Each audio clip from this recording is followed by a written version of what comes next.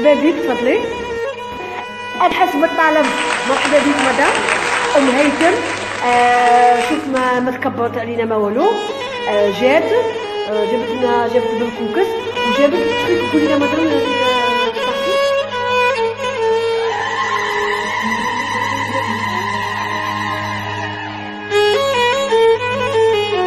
السلام عليكم حبيباتي. نتمنى ان شاء الله تدعموني وديروا لي بارطاج واللايك وتبارطاجوا لي الفيديو مع احبابكم. ان شاء الله نوصلوا لل100 الف على هلا. اليوم غادي ندير لكم كرومب محشي، وصفه ولا اروع. نبدلوا شويه على الطاجين تاع الكرومب اللي موالفينه.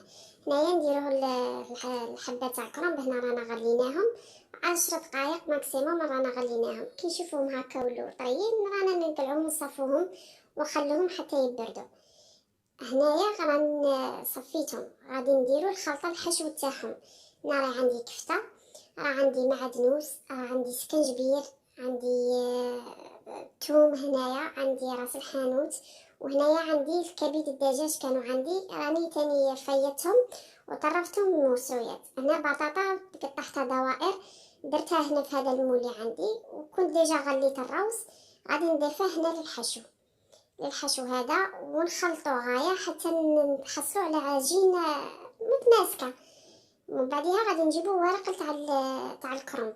غادي نقلعو هذا الخط هنايا، هذا اللي راه يجينا شويه خشين، نقلعو نفرشو الورقه كيما هاك. بنفس الطريقه نستعملوها مع ورق العنب.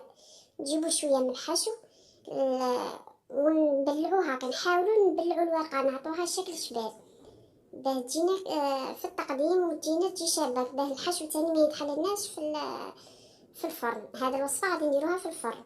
نكملوا كيما هكا حتى نكملوا مع كاع الكميه اللي راهي عندي. نقلعوا هذا هنايا ونعمروا الورقه ونستفوها كيما هكا. نظن الصوره واضحه.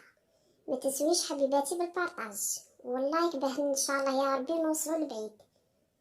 نحاولوا هكا نزيروا باه الورقه ما تنتحلش ونستفوها باه يجينا منظر شباب كيما هكا. حاجه سهله. ندير البطاطا رانا مستفينها من التحت، هادو اللفائف تاع الكرومب رانا دايرينهم هاك. دروك غادي نديروا لاصوص. نديروا مغرف طوماطيس مصبره، نديروا مغرف حرور، مغرف شويه ملح، زعفران، ونسقو كيما هاك. ونديروا شويه ماء ونسقو كيما هاكا.